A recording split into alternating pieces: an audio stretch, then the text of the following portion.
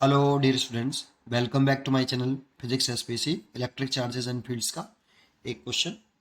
2 point charges capital Q each are placed at a distance d apart.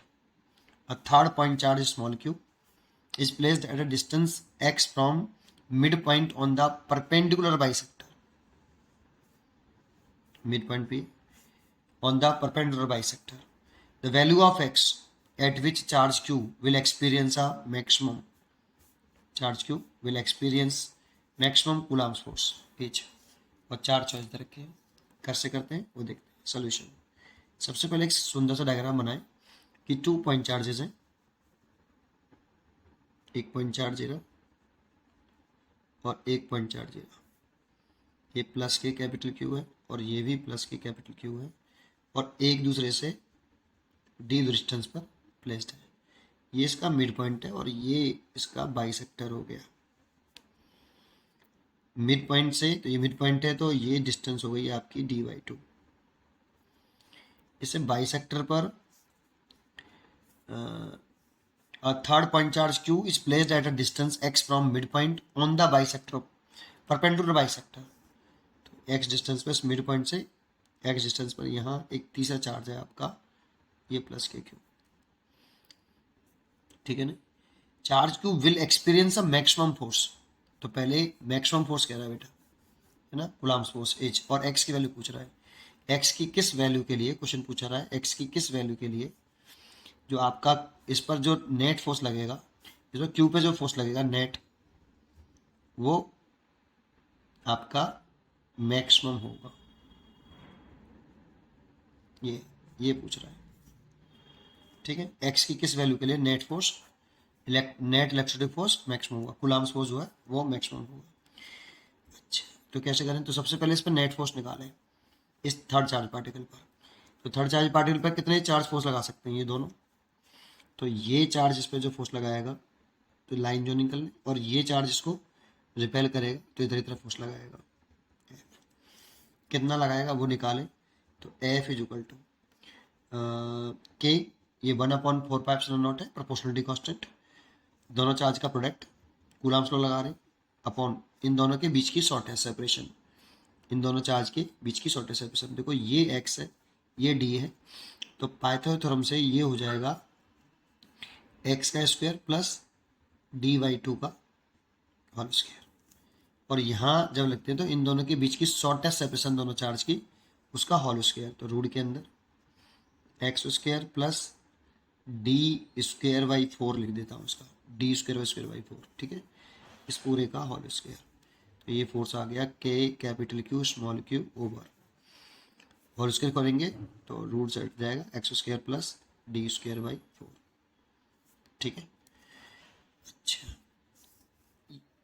और ये charge भी इसको repel करेगा लाइन जोनिंग के अलोंग, लाइन जोनिंग के कौन अलोंग दिखाएंगे और पॉजिटिव चार्ज से अवे। अब देखो ये वाला फोर्स भी मैग्नीट्यूड में इतना ही होगा, ये दोनों फोर्स मैग्नीट्यूड में सेम होंगे, क्यों, दोनों चार्ज के जब प्रोडक्ट है वो सेम है। और ये जो सेपरेशन होगी, अगर ये d/2 है, जो कि डी थी, तो ये एक्स है, तो ये वाली डिस्टेंस भी जो है x² प्लस d/2 का होल स्क्वायर होगी। तो डिस्टेंस भी सेम, चार्ज का प्रोडक्ट भी सेम, तो फोर्स का मैग्नीट्यूड सेम आएगा, इसीलिए ये वाला भी एफ ही होगा, ठीक है। अब जो समझो, देखो ये और ये इस पूरे ट्राइंगल में ये आइसोसेलेस ट्राइंगल हो गया, ये साइड और ये साइड बराबर है, तो इसके सामने वाला ये एंगल और इसके सामने वाला ये एंगल सेम होगा। तो अगर इसे थीटा लेट कर लूँ, इसको भी थीटा।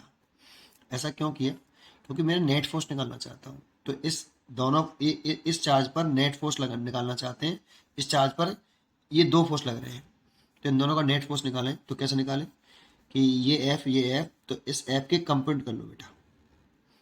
तो दो इस ऐप का एक कंपोनेंट आएगा, इस वाले ऐप का एक कंपोनेंट तो ये आएगा और दूसरा कंपोनेंट ये, ठीक है। जिसकी कंप्यूट करते हैं वो बीच में रहता है, तो ये बीच में है, और इसके कंप्यूट कर लिया ये टेल से। तो अब सोचो इसको भी एक्सटेंड कर लूँ, अगर ये थीटा है तो ये वाला कितना ऑल्टरनेट एंगल हो गया थीटा, ये थीटा तो ये ऑल्टरनेट होगा थीटा, और ये थीटा तो ये वर्टिकली अपोजिट हो गया ये थीटा, ठीक है। और ये थीटा तो इसका ये वाला कंपोनेंट टाइप का करें, ये आएगा एफ कॉस थीटा और ये वाला आएगा एफ साइन थीटा। ऐसे सिमिलरली इसके भी कंपाउंड करें तो देखो ये थीटा है तो ऑल्टरनेट एंगल से ये थीटा आएगा, ये ऑल्टरनेट एंगल हो गया, और थीटा और ये वर्टिकली अपोजिट एंगल हो गया तो ये थीटा हो गया ये वाला। और इसका इस वाले एफ का कंप्यूट करें तो ये वाला जो कंपोनेंट होगा ये होगा एफ कॉस थीटा और ये वाला होगा एफ साइन थीटा। ठीक है, तो देखो ये कंपोनेंट एक दूसरे को कैंसिल कर देंगे, नेट फोर्स जीरो हो गया है ना, डायरेक्शन अपोजिट है तो नेट फोर्स जीरो, तो केवल नेट फोर्स वर्टिकल डायरेक्शन में है ये, तो एफ नेट कितना आया, F net is equal to आया 2f sine theta, direction same है दोनों को ऐड कर लिया। अब एफ की वैल्यू तो मैंने निकाल रखी है, ये रही, साइन थीटा निकालना पड़ेगा, तो एफ नेट कितना आया 2, एफ की वैल्यू तो ये रही कितनी, कैपिटल के small capital Q small Q over X square plus D square by 4। Sine theta निकालें, मल्टीप्लाई है ये मल्टीप्लाई साइन नहीं लगा रहे, ब्रैकेट लगा लेते हैं। साइन थीटा की वैल्यू और रखो, तो देखो इस ट्राइंगल में आप साइन थीटा की वैल्यू निकाल लो बेटा, क्योंकि थीटा लेट किया है और थीटा लेट किया है तो हमारे पास क्वेश्चन में था नहीं वो, तो लेट करी अपने चाह पास नहीं रखते। थीटा निकालें तो परपेंडिकुलर बटे हाइपोटेनियस, तो परपेंडिकुलर हो गया एक्स और हाइपोटेनियस हो गया ये, इस रूट में है तो रूट का मतलब होता है 1/2, तो इसे ऐसे लिख सकता हूँ एक्स स्क्वायर प्लस, इसको लिख लेता हूँ खोल के नहीं, तो डी स्क्वायर बाई 4, इस पूरे इसकी पावर कितनी 1/2। ये देखो ये आपकी वैल्यू आ गई साइन थीटा की। इसलिए नेट फोर्स अगर मैं यहाँ लिख लूँ कि नेट फोर्स जो इक्वल टू आ रहा है, ये आ रहा है 2 कैपिटल के कैपिटल क्यू और ये ऊपर है एक्स और नीचे है, देखो इसकी पावर 1 है, बेसिक जैसे हैं बिल्कुल, इसकी पावर 1 है और इसकी पावर 1/2 है, तो पावर ऐड कर लें तो कितना ले सकते हैं x square plus D square by 4 इसकी पावर 3/2, एफ नेट इतना आ गया। अब जानते हो क्वेश्चन में क्या चाहता है, एक्स की किस वैल्यू के लिए इस चार्ज थर्ड चार्ज पार्टिकल पर इतना नेट फोर्स लग रहा है, ये नेट फोर्स ऑन क्यू है बेटा, नेट फोर्स ऑन क्यू ये। अब वो चाहता है कि एक्स की किस वैल्यू के लिए ये थर्ड चार्ज पार्टिकल पर जो नेट फोर्स लग रहा है ये कैसा हो जाए, मैक्सिमम हो जाए, ये क्वेश्चन में चाहता है ना।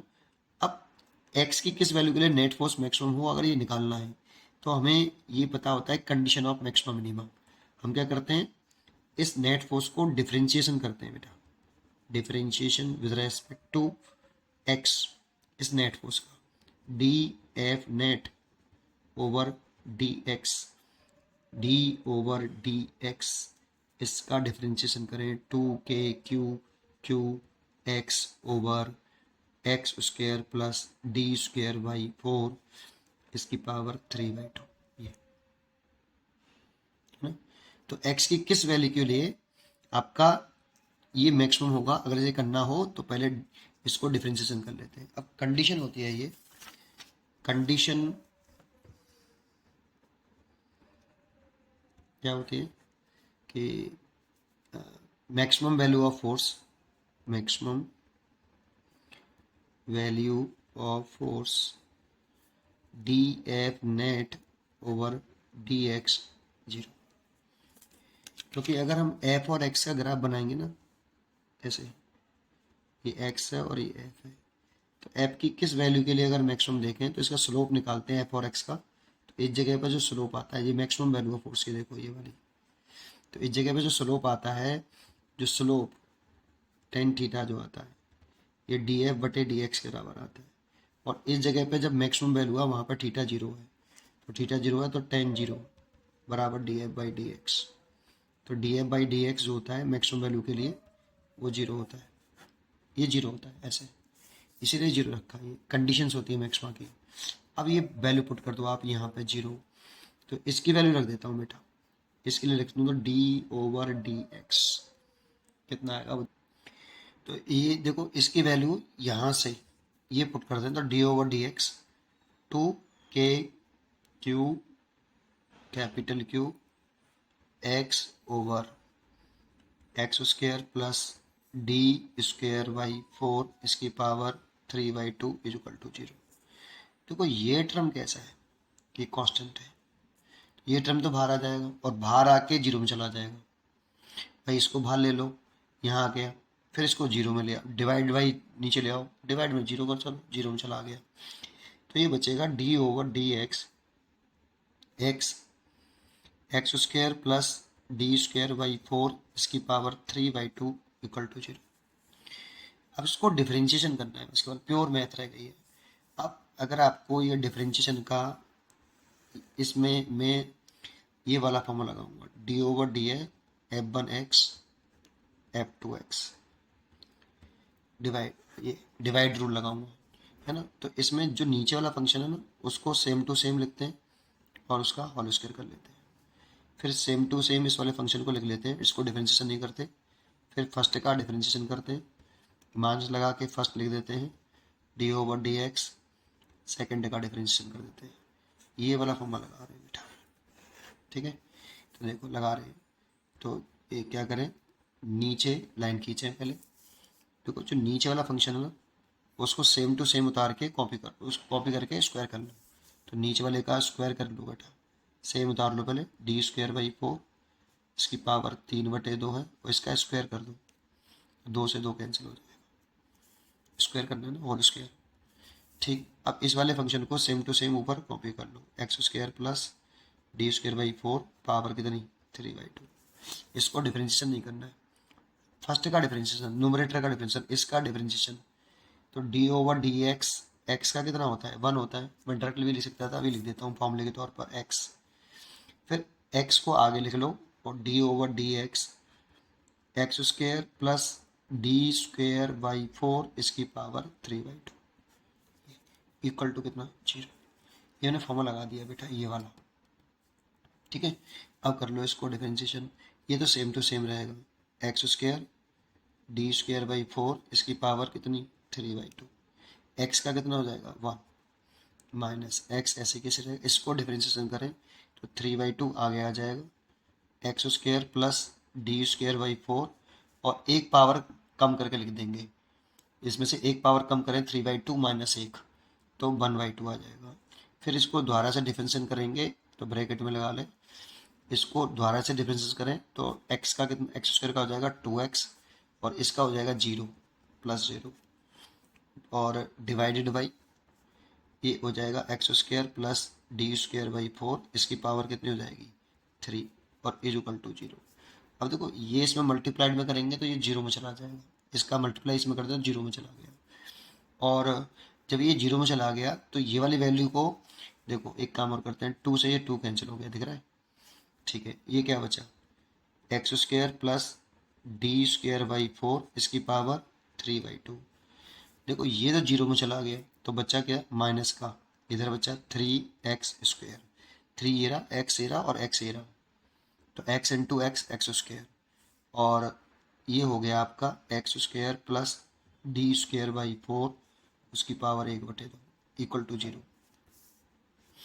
अब देखो ये वाला टर्म जो है इक्वल के साइड में ले आए, तो क्या लिख सकते हैं, x square plus D square by 4, इसमें देखो एक स्टेप और बता दूँ सबके संग, 3/2 पावर है ना, तो इसे एक पावर और x square plus D square by 4 इसकी पावर 1/2 कैसे ले सकते हैं, इसकी पावर 1 और इसकी पावर 1/2, इसको